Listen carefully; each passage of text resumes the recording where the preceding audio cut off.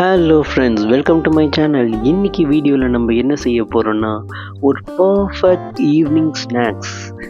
S, சுட சுட பஜ்ஜி பண்ண போகிறோம். ஆமாம். ஸோ ஃபஸ்ட்டு பஜ்ஜி மாவு மிக்ஸ் பண்ணோம் இல்லையா, அதுக்கு நான் கடலை மாவு ஒரு 250 கிராம் எடுத்துக்கிறேன். நம்ம சும்மா கம்மியாக தான் பண்ண போகிறோம், ஏன்னா பஜ்ஜிங்க யாரும் அதிகமாக சாப்பிட மாட்டாங்க.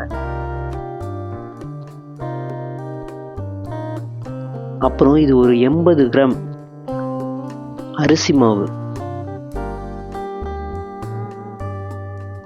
ஒரு 1/2 டீஸ்பூனுக்கு காஷ்மீரி சில்லி, ஒரு 1/2 டீஸ்பூனுக்கு உப்பு,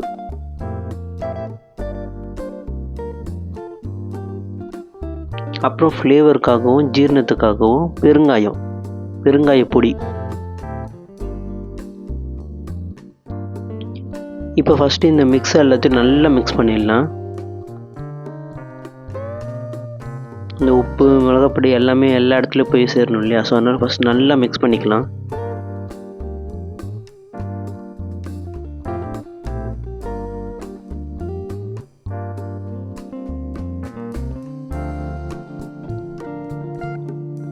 இப்போ கொஞ்சம் கொஞ்சமாக தண்ணி ஊற்றி இதை அப்படியே ஒரு தோசை மாவு பதத்துக்கு எடுத்துகிட்டு வரணும். ரொம்பவும் திக்காகவும் இருக்கக்கூடாது, ரொம்பவும் தண்ணியாகவும் இருக்கக்கூடாது. அப்படியே ஒரு மீடியமில், அப்படியே ஒரு தோசை மாவு பதத்துக்கு கரெக்டாக கொண்டு வரணும். அதனால் கொஞ்சம் கொஞ்சமாக தண்ணி சேர்த்து மிக்ஸ் பண்ணுங்கள். இப்போ வந்து கொஞ்சம் லைட்டாக திக்காக இருக்குது, ஸோ இன்னும் கொஞ்சம் தண்ணி ஊற்றிக்கலாம்.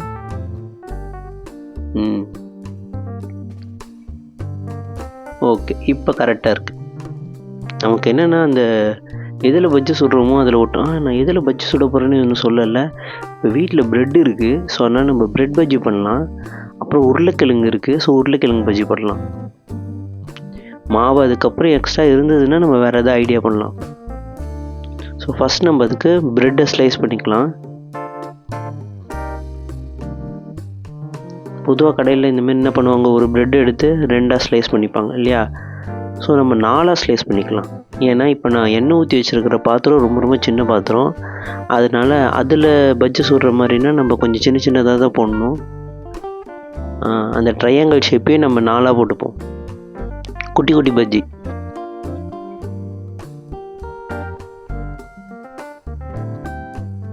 இதே மாதிரி இன்னொரு ப்ரெட்டை கட் பண்ணி எடுத்துப்போம்.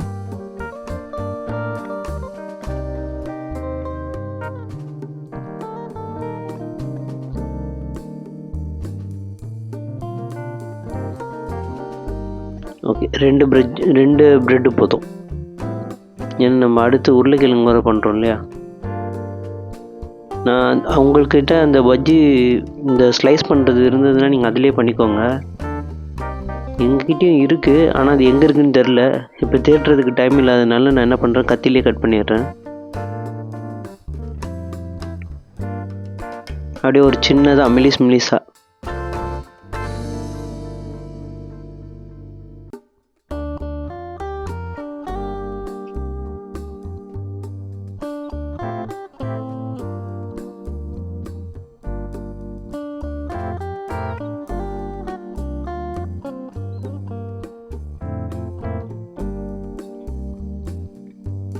போதும்.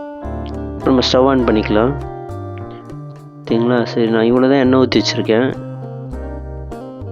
எண்ணெய் நல்லா சூடாகணும், ரொம்ப ஹீட் ஆகிடக்கூடாது. ரொம்ப ஹீட் ஆகிட்டா நீங்கள் போட்ட உடனே சட்டுன்னு கலர் மாறிடும், இல்லை தீஞ்சிடும், மேலே சரியாக மாவு உள்ளெல்லாம் வெந்திருக்காது. அதனால ரொம்ப ஹையில் இருக்கக்கூடாது, ரொம்பவும் ஸ்லோவில் இருக்கக்கூடாது. ரொம்ப ஸ்லோவில் இருந்துச்சுன்னா என்ன ஆகும்னா எண்ணெய் பயங்கரமாக உரியும்.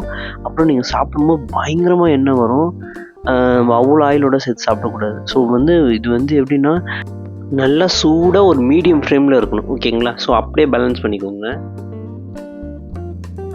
அப்படிங்களா. அப்படி போட்டோன்னு அப்படியே பொரியணும். ஸோ ஒரே டைமில் நம்மளால் ஒரு 3 பஜ்ஜி வரைக்கும் போட முடியுது. நம்ம இதேமாரி 2 செட்டாக போட்டு எடுத்துடலாம். இப்போ ஒரு சைடு நல்லா இதுவாகிடுச்சு. இப்போ அந்த பொரியிறது கம்மியாகிடுச்சு பார்த்தீங்களா. இந்த டைமில் அப்படியே நம்ம அதை புரட்டி போட்டுடலாம். கரெக்டாக இருந்திருக்கு. Okay super. இதே மாதிரி நம்ம இன்னொரு செட்டையும் போட்டு எடுத்துடலாம்.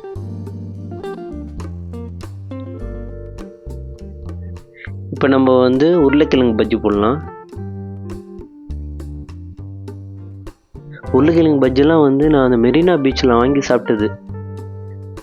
உருளைக்கிழங்கு பஜ்ஜி ஆமாம், நான் அங்கே மட்டும்தான் சாப்பிட்ருக்கேன், வேறு எங்கேயுமே சாப்பிட்டது கிடையாது. ஏன்னா மெரினா பீச் போனால் மட்டும்தான் அந்த வாழைக்காய் பஜ்ஜி, அப்புறம் வெங்காய பஜ்ஜி, உருளைக்கிழங்கு பஜ்ஜி, ஒரு மிளகா பஜ்ஜி, அப்புறம் காலிஃப்ளவர் வேறு ஒன்று போட்டு ஏமாற்றுவாங்க.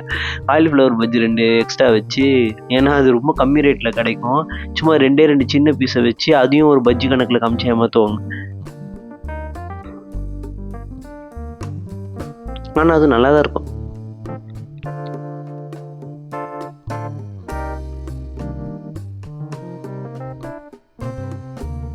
உருளைக்கிழங்கு பஜ்ஜி இப்போ எங்கள் வீட்டில் இவங்க யாரும் சாப்பிட மாட்டாங்க. மோஸ்ட்லி நானும் என் ஒய்ஃபும் மட்டும்தான் சாப்பிட்டாகணும்.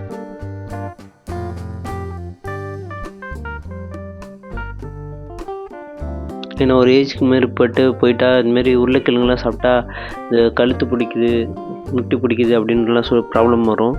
ஸோ அதனால் ஒரு ஏஜ்க்கு ஏற்ற மாதிரி கரெக்டாக பார்த்து சாப்பிட ஆரம்பிக்கணும்.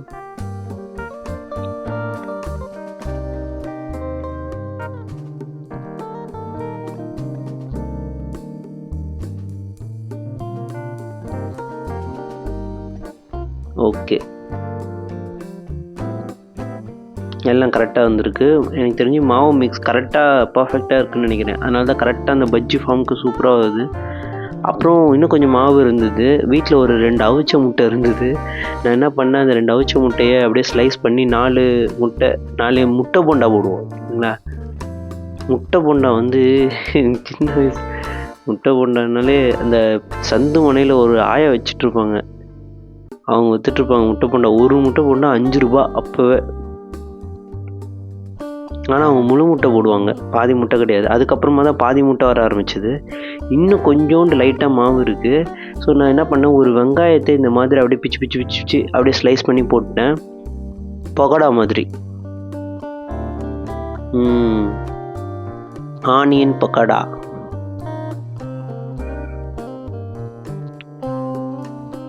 சூப்பராக வந்திருக்கு. அப்படியே மேலே வந்து முறுமுறுன்னு இருக்கும், உள்ளே வந்து சாஃப்டாக இருக்கும். இப்போ இந்த பஜ்ஜிக்கு ஏற்ற மாதிரி ஒரு பர்ஃபெக்ட் சட்னி மட்டும் கிடச்சிதுன்னு வச்சுக்கோங்களேன், ஒரு அல்டிமேட் ஈவினிங் ஸ்நாக்ஸ் இது.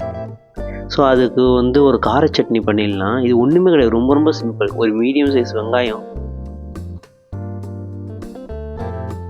ஒரு மீடியம் சைஸ் தக்காளி,